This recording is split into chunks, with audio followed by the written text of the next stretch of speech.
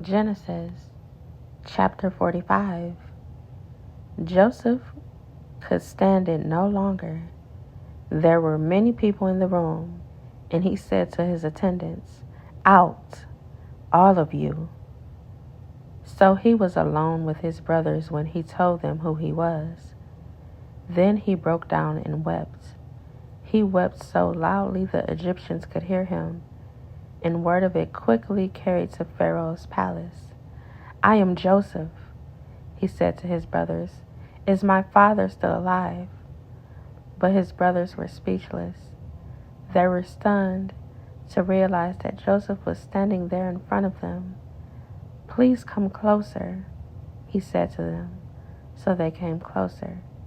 And he said again, "I am Joseph, your brother whom you sold into slavery in Egypt. But don't be upset, and don't be angry with yourselves for selling me to this place. It was God who sent me here ahead of you to preserve your lives.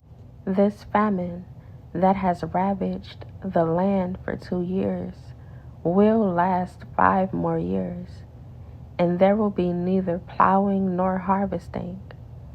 God has sent me ahead of you to keep you and your families alive and to preserve many survivors.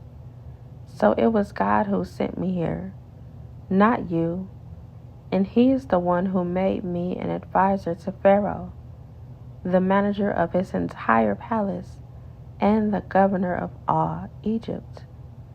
Now hurry back to my father and tell him, this is what your son Joseph says. God has made me master over all the land of Egypt, so come down to me immediately. You can live in the region of Goshen, where you can be near me with all your children and grandchildren, your flocks and herds, and everything you own. I will take care of you there, for there are still 5 years of famine ahead of us. Otherwise, your household and all your animals will starve." Then Joseph added, "Look, you can see for yourselves, and so can my brother Benjamin, that I really am Joseph. Go tell my father of my honored position here in Egypt. Describe for him everything you have seen, and then bring my father here quickly." Weeping with joy, he embraced Benjamin, and Benjamin did the same. Then Joseph kissed each of his brothers and wept over them. And after that, they began talking freely with him. The news soon reached Pharaoh's palace. "Joseph's brothers have arrived."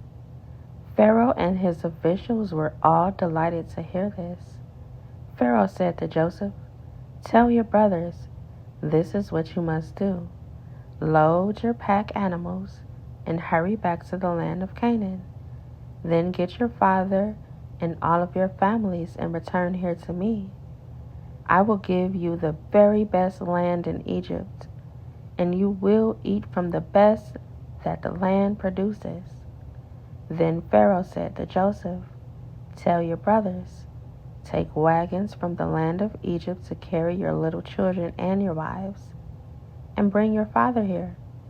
Don't worry about your personal belongings, for the best of all the land of Egypt is yours." So the sons of Jacob did as they were told. Joseph provided them with wagons, as Pharaoh had commanded, and he gave them supplies for the journey. And he gave each of them new clothes. But to Benjamin he gave 5 changes of clothes and 300 pieces of silver. He also sent his father 10 male donkeys, loaded with the finest products of Egypt, and 10 female donkeys, loaded with grain and bread and other supplies he would need on his journey. So Joseph sent his brothers off, and as they left, he called after them, "Don't quarrel about all this along the way." And they left Egypt and returned to their father Jacob in the land of Canaan. "Joseph is still alive," they told him, "and he is the governor of all the land of Egypt." Jacob was stunned at the news. He couldn't believe it. But when they repeated to Jacob everything Joseph had told them, and when he saw the wagons Joseph had sent to carry him, their father's spirits revived. Then Jacob exclaimed, "It must be true. My son Joseph is alive. I must go and see him before I die."